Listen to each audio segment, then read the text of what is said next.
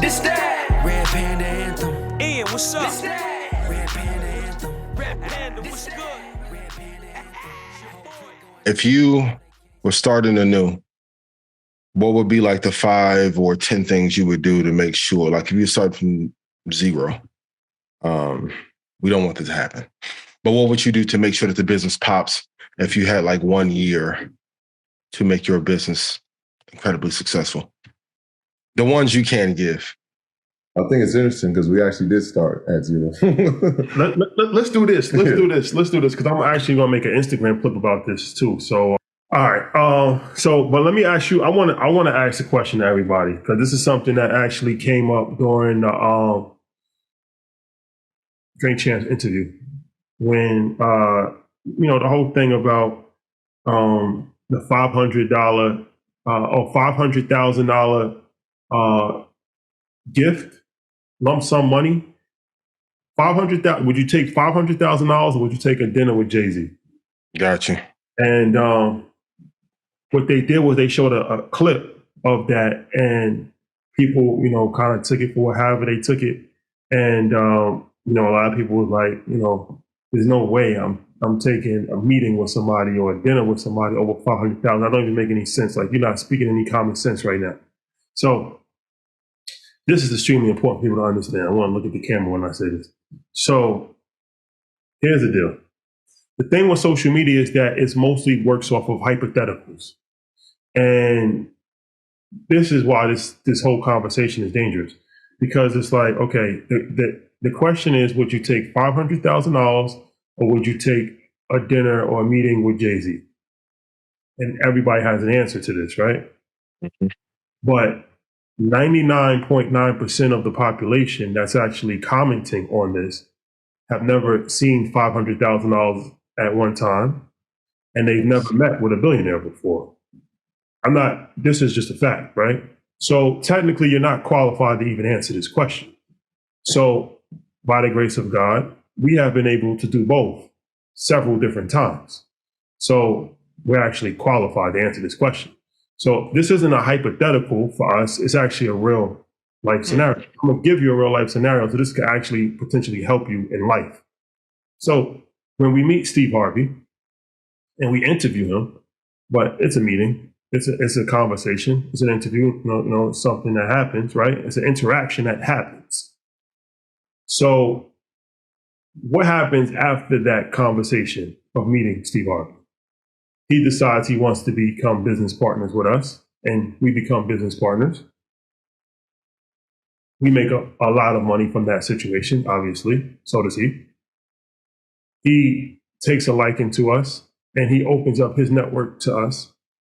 The first person that he introduced us to is Robert Smith, who's the wealthiest Black person in American history, right? He makes a connection because of that. So we only know him because of him. So that's a billionaire that we got introduced to because of him. What else happened because of that? He made an introduction and made it possible for Tyler Perry to come to InvestFest. As a result, we get a guided tour, Tyler Perry studio. We get to have a conversation with Tyler Perry, live on stage and behind the scenes. And we develop a relationship with Tyler Perry in some regards. What else comes from that relationship? He makes the introduction and makes it possible for Dan Cathy, the CEO of Chick-fil-A, one of the richest people in the world, worth $7 billion, to come to InvestFest. We speak with his team. We establish a relationship from that. What else happens from that relationship? He invites us to Abu Dhabi, to his golf tournament, where we meet some of the top people in Abu Dhabi, in the government, in the private sector, hang out with Martin Lawrence and a variety of other high-profile celebrities. What am I saying here? Okay, let's say that we never met Steve Harvey. We just took $500,000. So what people don't realize is that most businesses fail, and most people have never started a business. So, and most people with money end up losing money.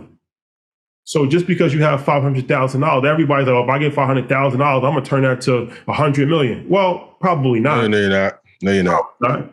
Even if you invested, stock market is down. For the year, you would have lost money. You would have lost money in crypto.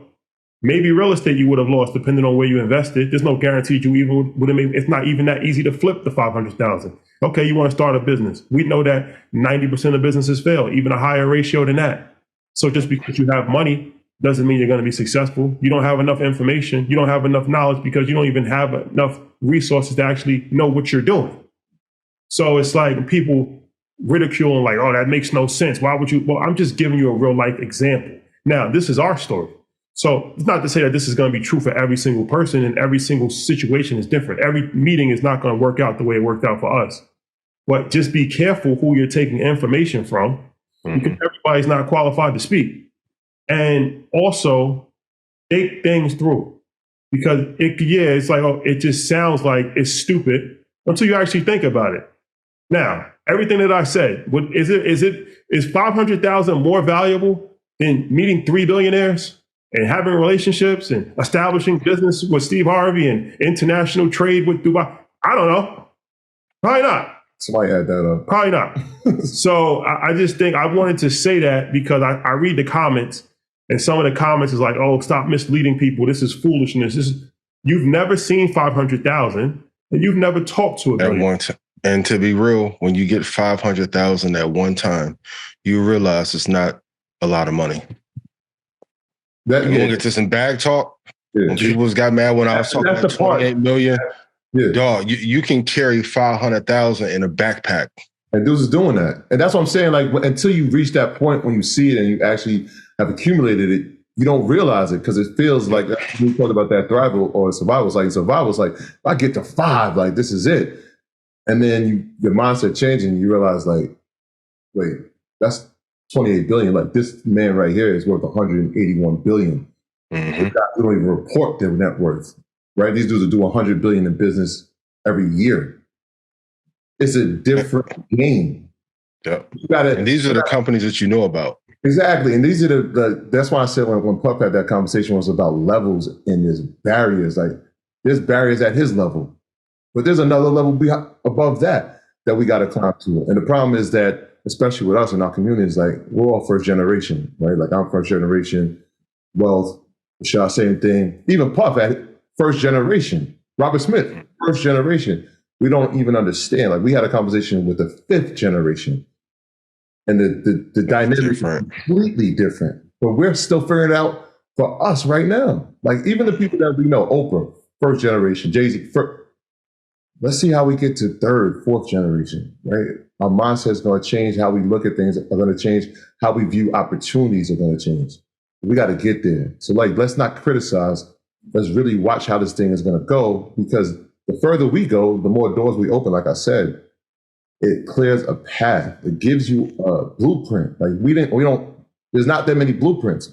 We're creating them. And we got to be patient and understand and have compassion for, like, the people who are actually doing it. The more you criticize, it takes away from the actual creativity and how far we really can go. So it's very important to listen to those, and that's why I said at the top of the show, those that are doing versus those who are theorizing. Even when I said, I think it was season 1, in order to be classified as rich, you need 28 million. People like, you're crazy. Every top athlete in the NBA, look at what their deal is structured at. And then here comes inflation and COVID, et cetera. I think let's say you are in a position to meet with Jay-Z, you have to have something of value to even have those doors open. But 500 grand, and I get it. Like, when I didn't have 100 grand or 50 grand, I thought 500 would be everything. Then you get to that number and you be like, this is it.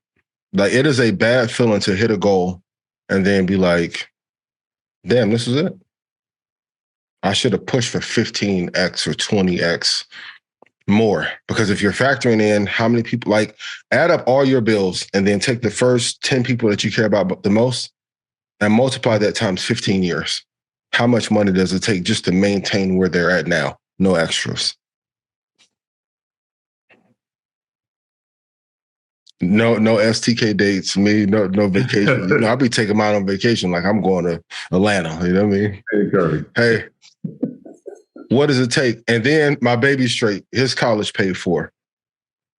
Right? It takes work.